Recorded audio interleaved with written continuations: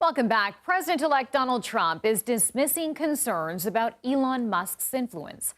The billionaire helped tank a measure to avert a government shutdown last week.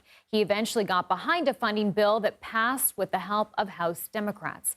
Speaking in Phoenix last night, Trump brushed aside claims from many Democratic lawmakers that, quote, President Musk was running the show.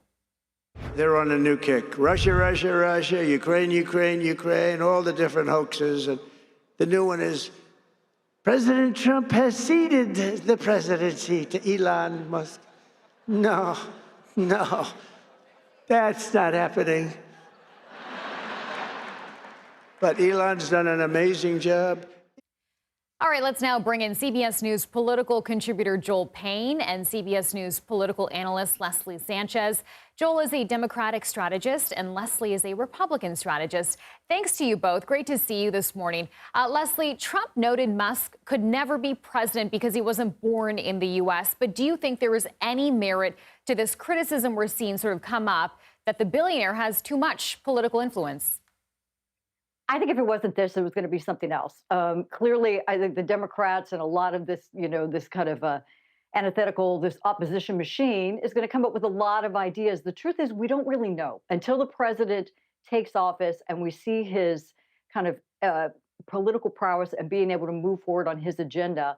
You're not going to really know who the political players are going to be.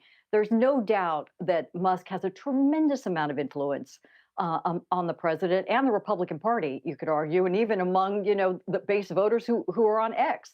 But he doesn't command the White House. And I think anything like that is water on a duck's back to the former president, to Trump, because he recognizes it doesn't stand on its merit.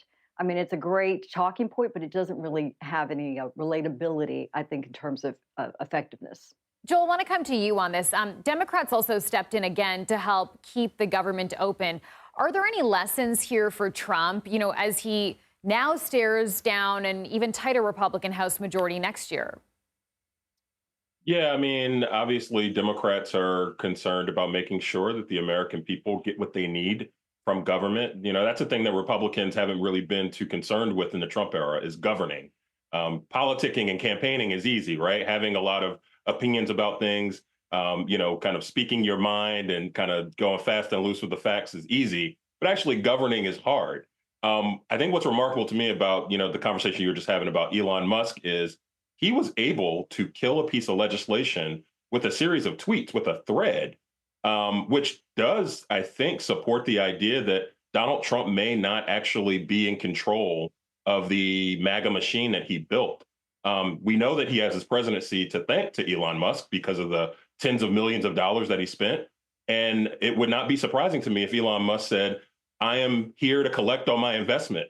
I invested all this money in getting you elected. Why wouldn't Elon Musk want to go and take control, whether it's Doge or get the president's ear, be a part of the president's inner circle? And yes, force the president's hand on certain decisions. I'm not sure if Donald Trump actually knew what his opinion was on the government shutdown. All they did was cut out funding for childhood cancer research and support. That's literally all they did in that, stagnated 3 or 4 days that they created between the original bill that Speaker Johnson presented and the one that ended up going to the president's desk. So I think there's a very good case for the fact that Donald Trump, who will be a lame duck very shortly into this term, doesn't really have control and has allowed a billionaire who has bought access to have his ear and have control of the presidency. If we could.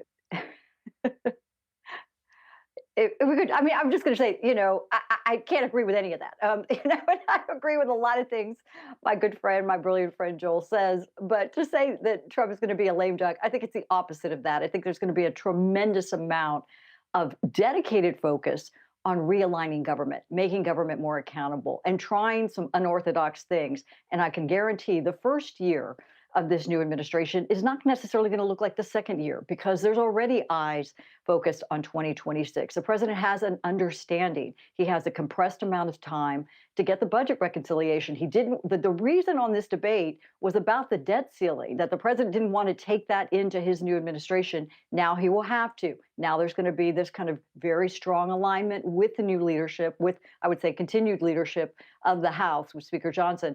But there's a lot of hand-wringing that's going to go on as part of this new governance, but it doesn't discount how effective it could be, because I think the Republican Party is aligned in border security, tax cuts, energy independence, removing restrictions for small business and even larger business, making U.S. competitive. So that's what I think is more of a realistic expectation going forward. But who do you think, Leslie, we'll will be the power brokers here in this upcoming term? We heard from Joe Manchin speaking on Face the Nation yesterday. I just wonder who you think will be behind.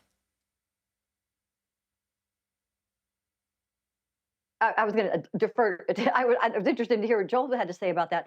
There's no doubt where you see this, maybe this troika of influence. Could it be Musk for Trump? Could it be Susie Wiles? Certainly, it usually is the chief of staff. I think it's going to be the speaker. That is going to be one thing. But more realistically, it's the chief of staff, the Speaker of the House, and the head of the Senate, coming together to come in alignment with what the president wants to get done. Looking at these tax cuts, looking at border security, looking at U.S. competitiveness, strengthening the military. All of these things take a tremendous acrobatic act of governance to move it to the president's desk. And they realize that from the mistakes, not only of the first administration, but others, that he has to act quickly. Okay, Joel Payne and Leslie Sanchez. Wish we had some more time, but thanks for your time and perspective today. We appreciate it.